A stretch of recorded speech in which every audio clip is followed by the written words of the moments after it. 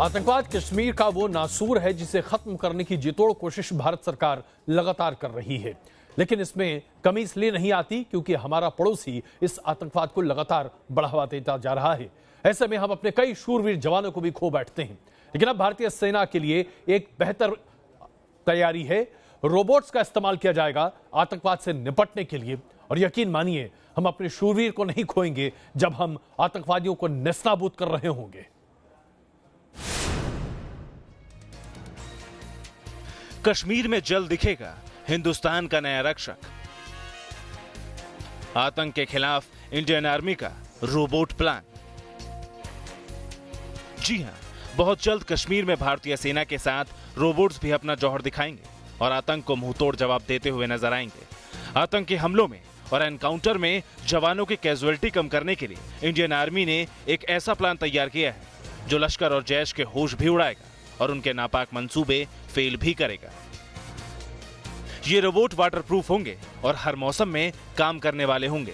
सामान की डिलीवरी करने के लिए ये रोबोट सीढ़ियां चढ़ने में भी सक्षम होंगे और दीवार भी चढ़ सकेंगे। ये रोबोट जो भी देखेंगे उसकी जानकारी ये 200 मीटर के दायरे में बने कंट्रोल रूम तक भेजेंगे।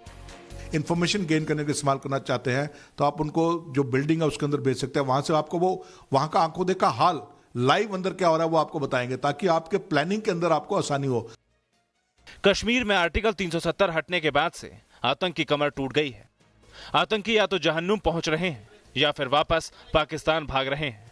हिंदुस्तान के खिलाफ जो कोई भी बंदूक उठाता है, हिंद की सेना उसे मार गिराती है। 18 नवंबर को इंडियन आर्मी उन कंपनी से एक मीटिंग भी करेगी जो उसे मनचाहा रोबोट सप्लाई करेंगे। और अब इन रोबोट्स के सहारे Indian army operation all out को उस मुकाम तक ले जाना चाहती है जहां आतंक का नाम भी लेने वाला कोई ना बचे। Team news nation. और रही अब पाकिस्तान की एक और कारस्तानी आपके सामने रखते हैं। अभी तक तो हम ये जानते थे कि मदरसों का इस्तेमाल किया जाता है आतंकवादियों को तैयार करने के लिए, उन्हें ट्रेनिंग देने के लिए, लेकिन अस्पतालों में भी आतंकवादियों को रखकर उन्हें ट्रेनिंग दी जाए, जनाब ये तो सिर्फ और सिर्फ पाकिस्तान में हो सकता है। आइए अब आपको दिखाते हैं कैसे पाकिस्तान इंसानियत की आखिरी पायदान पर पहुंच चुका है।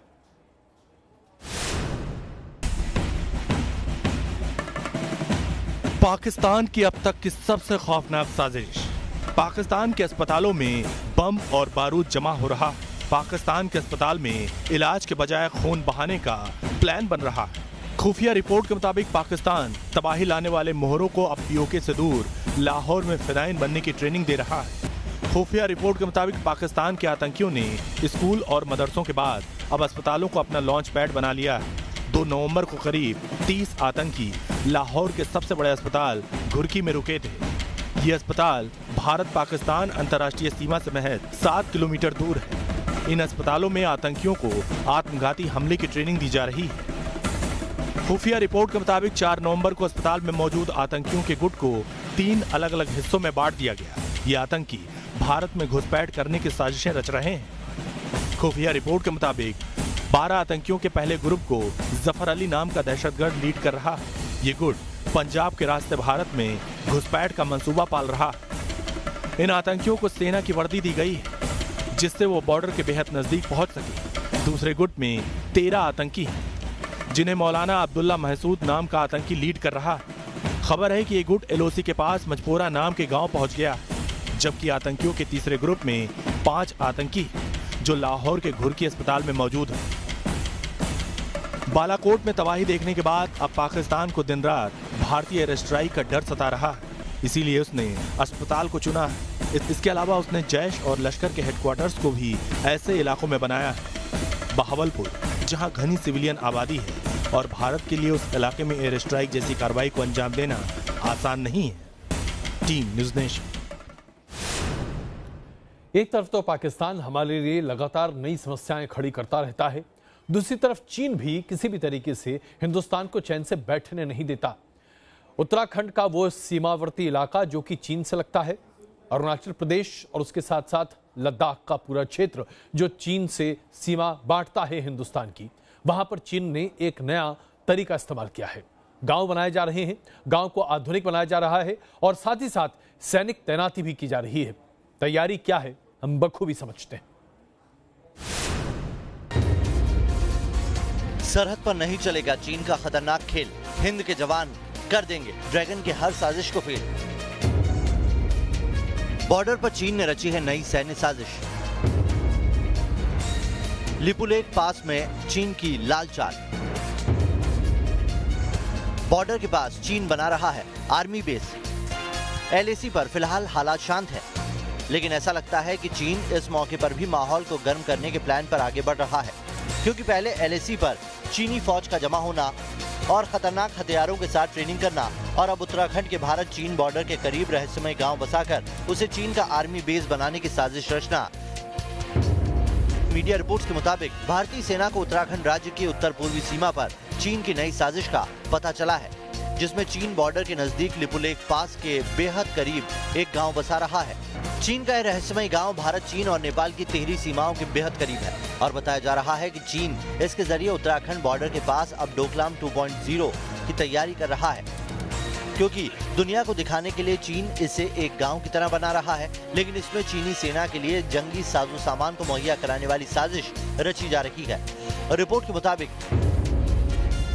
चीन की सेना पीपुल्स लिबरेशन आर्मी ने लिपुलेख पास के बेहद करीब कई सारी सैन्य सुविधाओं और आधारभूत ढांचे का निर्माण किया है, और इसमें एक हेलीपैड भी बनाया गया है, तो एक सोलर पैनल और एक long range reconnaissance and observation system लॉरस भी लगाया गया है।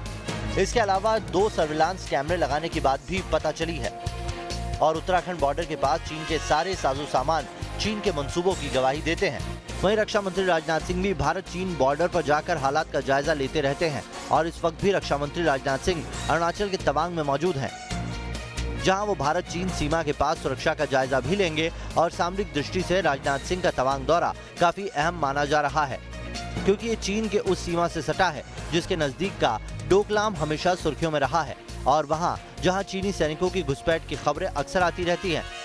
और यही वजह है कि ड्रैगन इस बार लद्दाख और अरुणाचल की तरह उत्तराखंड में डेंजरस गेम खेलने में जुटा है, लेकिन नए हिंदुस्तान के सामने चीन की कोई भी साजिश चल नहीं पाएगी।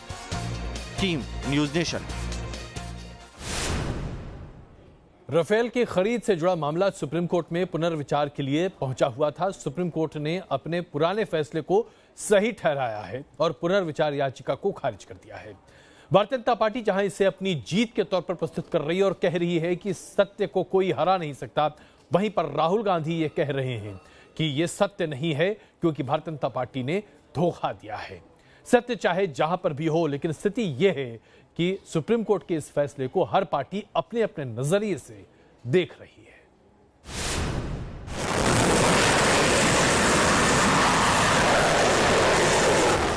3 साल से विपक्ष जिस मुद्दे को लेकर मोदी सरकार पर हमलावर था, आज उसकी हवा निकल गई। मोदी सरकार को राफेल डील पर आज सुप्रीम राहत मिली।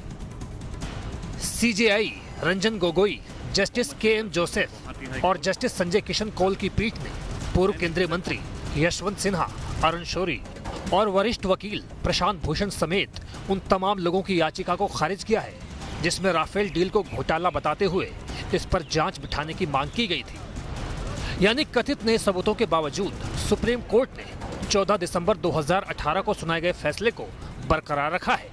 सुप्रीम कोर्ट ने आज साफ कर दिया कि इस मामले में FIR दर्ज करने या फिर जांच बिठाने की कोई जरूरत नहीं है। सुप्रीम कोर्ट का फैसला आने के बाद बीजेपी ने कांग्रेस पर देश से झूठ बोलने का इल्जाम लगाया। झूठ का झुंझुना लेकर के पप्पू से लेकर गप्पू तक का जो सियासी सफर है, वो झूठ का झक्की झरोखा साबित हुआ है। इसे कहते हैं कि झूठे का मुंह काला, सच्चे का बुलबुला। इसके अलावा देश की सबसे बड़ी अदालत ने राफेल मुद्दे पर राहुल गांधी के कोर्ट के बयान को गलत तरीके से पेश करने के लिए राहुल को संयम और सावधानी बरतने की नसीहत भी दी। लेकिन राहुल गांधी को अभी भी लगता है कि राफेल डील में कुछ गड़बड़ है। सुप्रीम कोर्ट के फैसले के कुछ ही देर बाद राहुल गांधी ने जस्टिस जोसेफ की टिप्पणी का जिक्र करते हुए राफेल खरीद को स्कैम बताया और बीजेपी को झूठा। सितंबर 2016 में राफेल की डील होते ही विपक्ष ने इसे मोदी सरकार के खिलाफ करप्शन का सबसे बड़ा मुद्दा बना लिया। चुनाव में बीजेपी की लगातार जीत ने ये साबित किया कि देश की जनता राफेल डील को स्कैम नहीं मानती, और अब सुप्रीम कोर्ट ने भी इस पर मुहर लगा दी है। Team news nation. 2 दिन पहले इजराइल ने इस्लामिक जिहाद नाम के आतंकी संगठन के टॉप कमांडर को मार गिराया था और उसके बाद इजराइल और फिलिस्तीन के बीच में युद्ध जैसी परिस्थिति है। जिस तरह के हमले एक दूसरे पर किए जा रहे हैं इन दोनों ताकतों के द्वारा, वो बताते हैं कि किसी भी तरीके से आप मध्य एशिया को शांत नहीं कह सकते।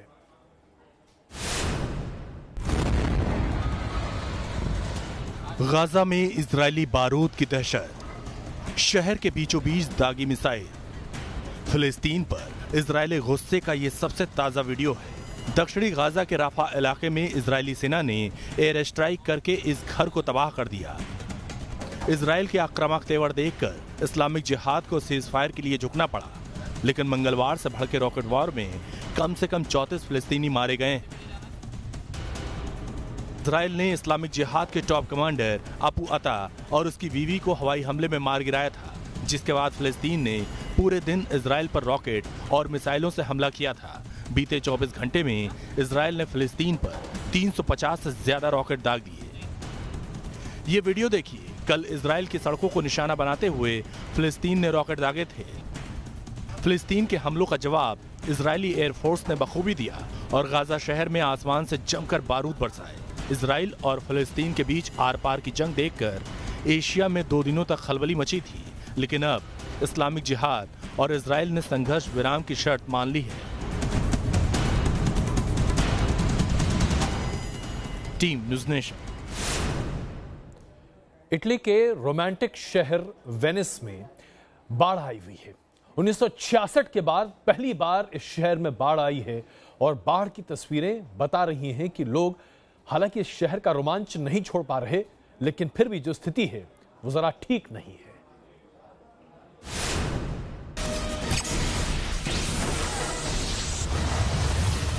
आपको जेम्स बॉन्ड सीरीज की फिल्म कैसीनो रॉयल का ये सीन जरूर याद होगा। पानी पानी हो चुके वेनिस में जेम्स बॉन्ड दुश्मनों का खात्मा करके अपना मिशन पूरा करता है।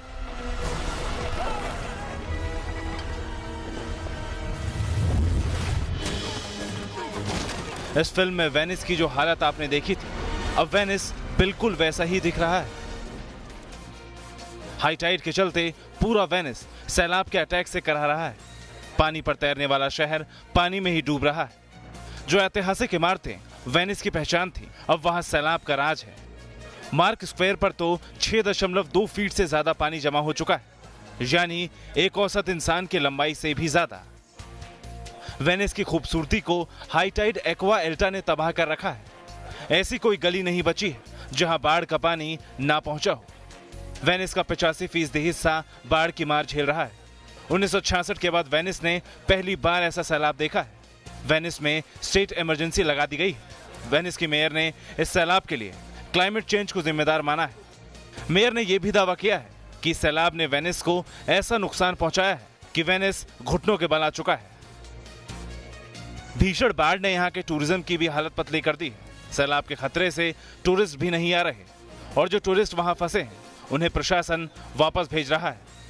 वेनिस यूनेस्को की वर्ल्ड हेरिटेज में शामिल है, लेकिन सैलाब ने इस वैश्विक धरोहर को दलदल बना दिया है। Team news nation. और आइए अब आपको दिखाते हैं कि यूरोप के बाकी हिस्से में किस तरह से बर्फबारी हो रही है। हमने आपको दिखाया था कि अमेरिका में आर्कटिक ब्लास्ट की वजह से क्या स्थिति है।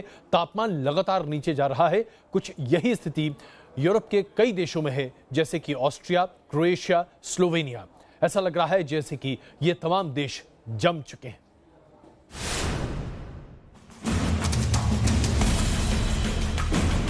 तेज तूफान, खौफनाक सैलाब और भीषण बर्फबारी, ये यूरोप में कुदरत के बवंडर की तस्वीरें हैं। ऑस्ट्रिया की सड़कों का हाल देखिए। यहां इतनी भीषण बर्फबारी हुई है कि गाड़ियां जम चुकी हैं। सड़कों पर 3 फीट तक बर्फ जमा है, जिसे आइस रिमूवल मशीनों की मदद से हटाया जा रहा है। रेलवे ट्रैक पर भी इतनी बर्फ जमा है कि ट्रेन सेवा रोक दी गई है। स्लोवेनिया में भी बीते 30 घंटों में भारी बर्फबारी हुई है। क्रोएशिया के समुद्री तट पर उफान मारती लहरों का ये वीडियो देखिए। किनारे पर खड़ी बोट ऐसे उछल रही हैं जैसे समंदर के अंदर जलजला आया हो। तूफान और लहरों का ये ऐसा शोर है जो किसी को भी खौफजदा कर सकता है। 145 किलोमीटर प्रति घंटे की रफ्तार से बहती हवाओं के आगे किसी का जोर नहीं चल रहा। अब क्रोएशिया के ड्रुबोनिक की ये तस्वीरें देखिए। समंदर से आसमान तक उठता ये वाटर स्पाउट देखने में बेशक मनमोहक लगे, लेकिन इसके पास जाने की हिम्मत कोई नहीं कर सकता। क्रोएशिया के समंदर में मानो इमरजेंसी लगी है। चाहे कार्गो शिप हो या फिर मछुआरे, कोई भी इस मौसम में समंदर में घुसने का रिस्क नहीं लेना चाहता। सबसे खराब हालत उन लोगों की है जो समंदर के ठीक किनारे रह रहे हैं, क्योंकि उन पर सैलाब और तूफान का डबल खतरा है। Team news nation. लेबनान की तस्वीरें दिखाते हैं आपको, जहां ब्रोमा शहर में मेयर ने कहा है कि इस शहर में पर्यटकों की तादाद बहुत ज्यादा बढ़ रही है, इसलिए महिला ट्रैफिक पुलिस कर्मियों को अब काले रंग की मिनी स्कर्ट पहननी चाहिए। बढ़ते ट्रैफिक और मिनी स्कर्ट का कॉम्बिनेशन समझ नहीं आया, लेकिन पर्यटकों को अच्छा लग रहा है।